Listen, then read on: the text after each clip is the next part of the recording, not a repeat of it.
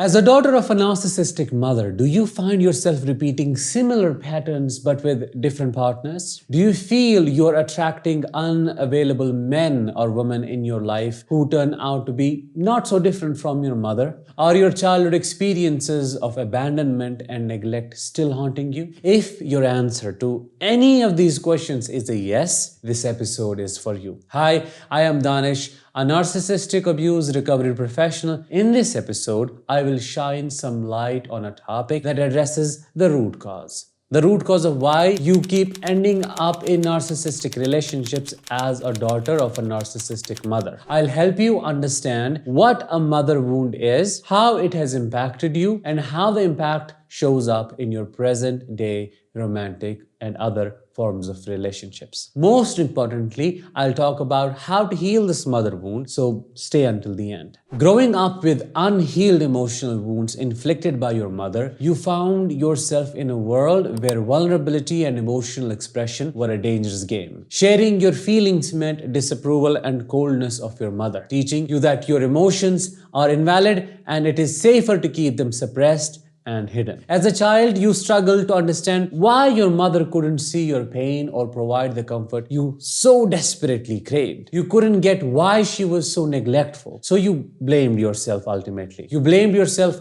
for being too needy or having an emotional self in the first place. You believed that there is something inherently and deeply wrong with you and learned to navigate this emotional minefield by downplaying your needs and accepting that you do not matter or you're not enough. Over time, you constructed walls around your heart, shielding yourself from further disappointment and hurt. You started self-sacrificing and sabotaging as a mitigation response to surviving your mother and the hostility of the environment you were raised in. You convinced yourself that love and loyalty were synonymous with enduring injustice and betrayal. This belief system became deeply ingrained, and as you grew older, you carried it into your adult relationships. This is how you got a mother wound. Every traumatic experience you have had as a child set the stage for a tumultuous journey through romantic relationships. Now, as an adult, you find yourself drawn to narcissistic partners who mirror the emotional unavailability of your mother, perpetuating a cycle of unsatisfying and unhealthy relationships. We call this trauma reenactment. Though familiar and seemingly safe, these patterns only reinforce the misguided notion that love requires sacrifice, trading your happiness, killing your joy, and suppressing your own emotions. You struggle to recognize the true meaning of love and the importance of nurturing your own emotional well-being. In fact, you do not know what healthy love is or how it is supposed to feel. Your valid need to feel indispensable in your relationships makes it agonizingly difficult to walk away from unhealthy or damaging partnerships, even when you know they're causing you harm. You know you should leave, but you can't seem to make that happen. You have a hard time distinguishing between self-preservation and selfishness, as your past experiences have taught you that prioritizing your needs was betraying your mother. You feel guilt and shame whenever you think about or for yourself. With time, you continue to sacrifice yourself and conceal your emotions. The burden of toxic relationships weighs heavily on your soul, causing you to wilt like a delicate flower deprived of sunlight. Bitterness and resentment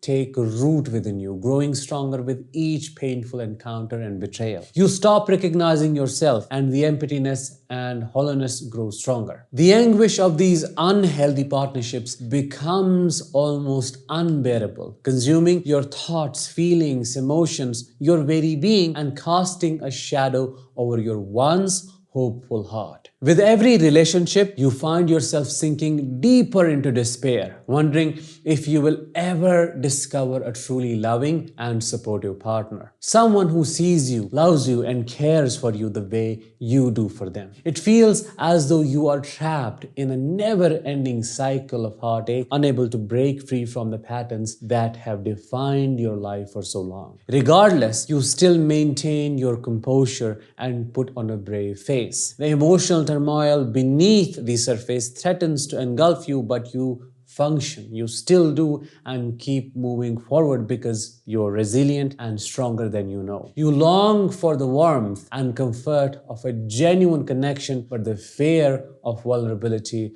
and the scars of your past hold you back. Nonetheless, your resilience and strength need to be channeled into working to heal yourself. First, you need to recognize the impact your narcissistic mother has had on you, and then you have to become the mother to yourself, the mother that you never had. You have to prioritize your needs and redefine love and loyalty. You have to break the chains of toxic relationships and work on healing that little girl that still craves that love and attention, that little girl who still lives inside you. You must become the provider of the care you so desperately want from others, especially romantic partners. You have to do the inner work and connect with yourself if you want to connect with others. Your work to heal yourself will help you find the fulfilling connection you truly deserve to experience. That was it for today's episode. I hope you found it insightful. If you did, let me know in comments. Let me know what else I can help you with. I'll talk with you in the next one. Until then, let the healing begin.